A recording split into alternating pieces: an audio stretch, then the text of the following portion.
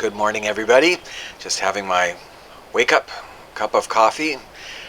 John with you, and I think it's a beautiful day, and it's a good day to catch up with another video of going through my Hawaiian record collection. Still continuing on the letter S, and let's take a look at what records we have today. So the first one today, this record actually should have been included in a previous video when I was doing the Society of Seven albums, but it wasn't there and where it was supposed to be. My record collection is actually very it's very well organized, and alphabetized and all of that, but so it's unusual for me not to be able to find something, and I was uploading a song from this album onto the radio station this week, and I couldn't find the album art where it's stored, and I thought, well, I'll just take a picture of the record, and it actually happened to two records this week, and I went to get the record to take a picture of it, and it wasn't there. Happened to two records. I don't know what happened, but eventually I just found it literally in my closet in a box of records in the back of the closet that had been already digitized, and I don't know how those two Hawaiian records got in there. But anyway, Society of Seven, Simply Ourselves. Oh, so groovy. Yeah. This is a record, let me see, what's the year on this? I think it's 78, yeah, 1978. The Sandwich Island Band. Hawaii was originally called the Sandwich Islands by Captain Cook, named after the Earl of Sandwich, hence the name, if you think it's an odd name.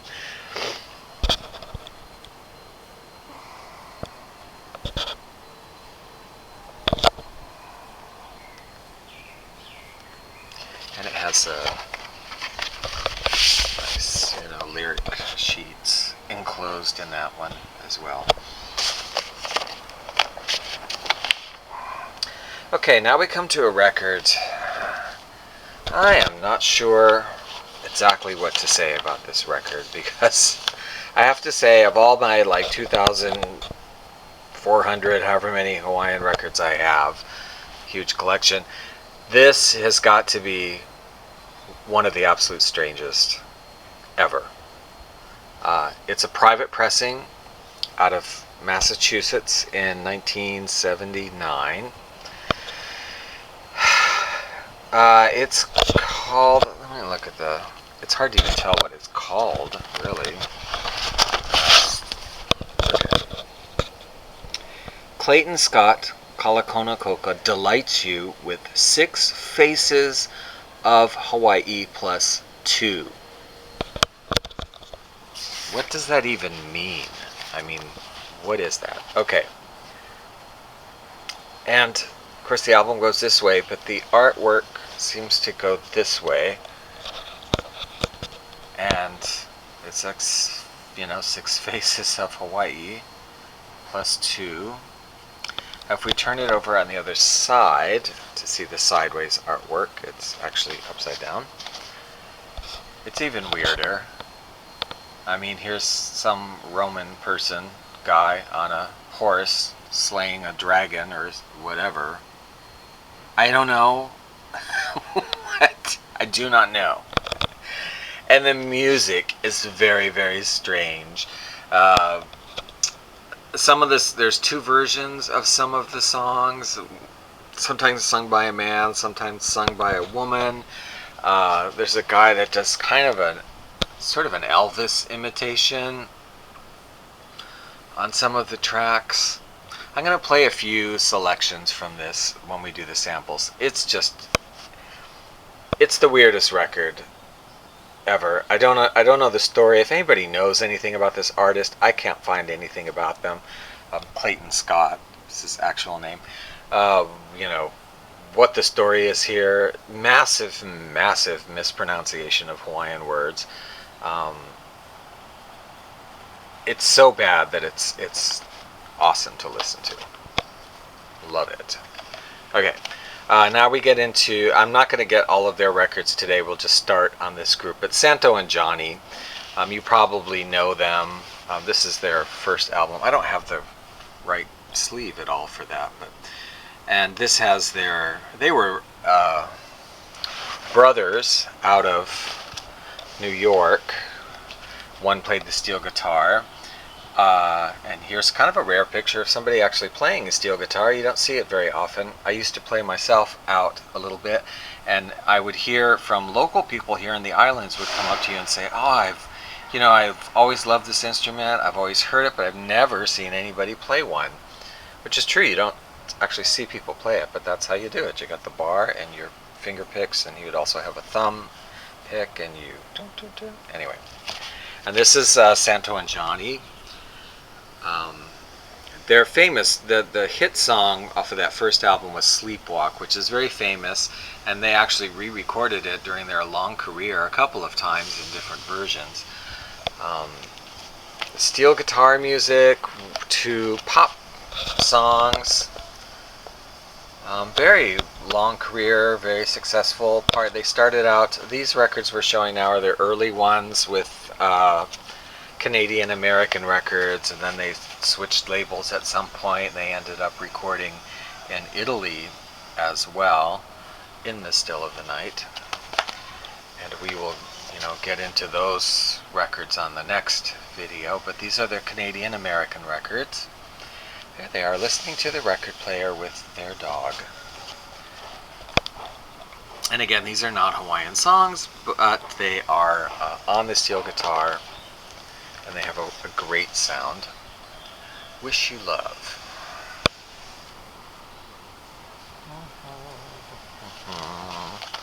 And no surprise, they had to do a Beatles cover album. Of course, didn't everybody do a Beatles cover album at some point?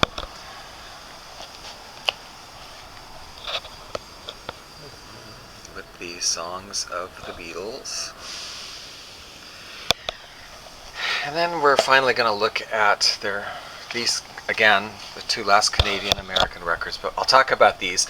This is Hawaii, Santo and Johnny. Of course, they would do a Hawaiian album, and it's a wonderful album. I really enjoy it. There they are.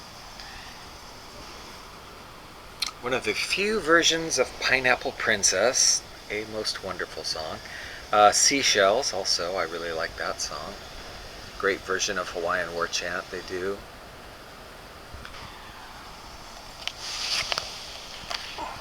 And this one, I do want to talk for a minute about this record, Santo and Johnny Offshore. This would absolutely be my favorite album by them. I grew up, when I was a little kid, I had an aunt in Pennsylvania, Aunt Betty and Uncle Walter, and when I would go to visit her, she had this record, and it was sort of a tradition that I would just play it every time when I was a kid when I went to visit them. It is, to me, I don't know how you describe it. You can see that. But to me, this album, aside from having a really beautiful cover, it is just the sound of a vacation at the beach. I mean, it really is. It just has all these great sea-oriented songs, and it has a great chorus, orchestra and chorus that goes along with it, and it just is a wonderful kind of groovy, relaxing beach holiday. So if you are on the fence about Santo and Johnny, or you happen to come across this album, this is the one of all their albums, and they have like a million, that I really recommend. I love this record so much. Offshore, Santo and Johnny, and I am going to stop with the records right there today.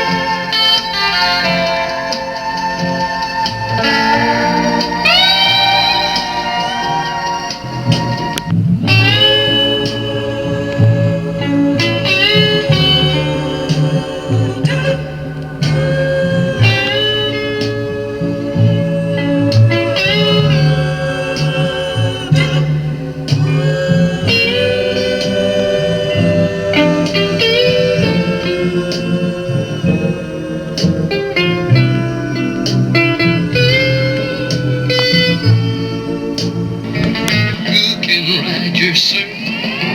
Who can shoot your curls? Surf's up, surfer, go man go. Big wave above, coral below. Overboard, wipe out, man, that's all. He's okay, watch out. Surf's up, surferboard. Wait it out, I'm gonna fly. Stroke it out, paddle away. Alluring, most exciting, Kalakona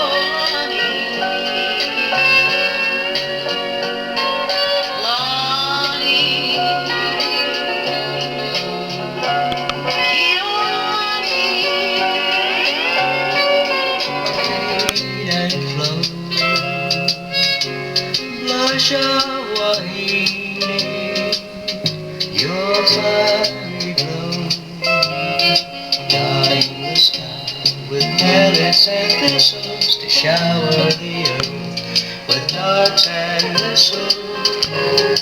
Your career. So I hope you enjoyed our look through records today. But before I go, I sort of have a confession to make. This past month and a half or so, I've been buying quite a few Hawaiian records from Japan. Somebody in Japan has been, selling a lot of Hawaiian records that were released in Japan by mostly Japanese steel guitar artists. And I've been bidding on and getting most of them, quite a few of them. And of course, shipping from Japan is kind of expensive. So I'm getting ready to go on a vacation here shortly. So I thought, okay, I'm on a vinyl ban.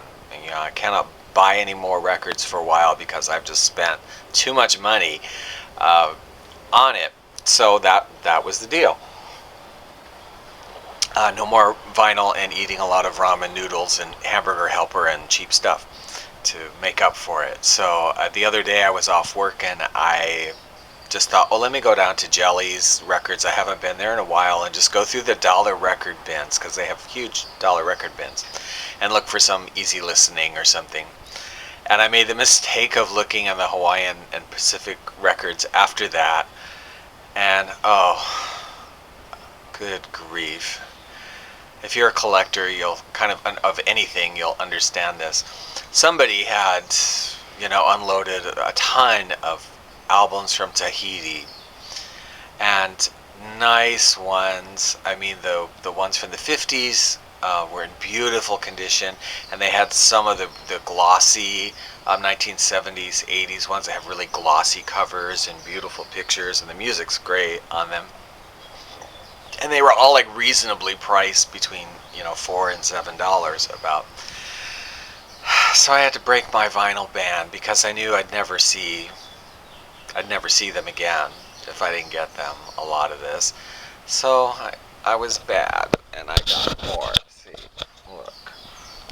I'm not going to go through all of them, but Timor Tonic. How could I not get them? Meet Me in Rarotonga. I mean, they're beautiful. The very hard to find Polynesian Christmas album from Tahiti, $4. What a deal.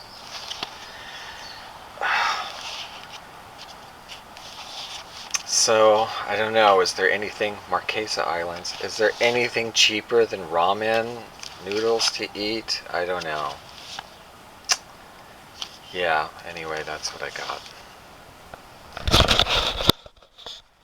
Have a great week, and we will see you later. Thank you for watching. If you have any of these records or interested in them, please comment below. I'd love to hear what you think. Take care. Have a good week.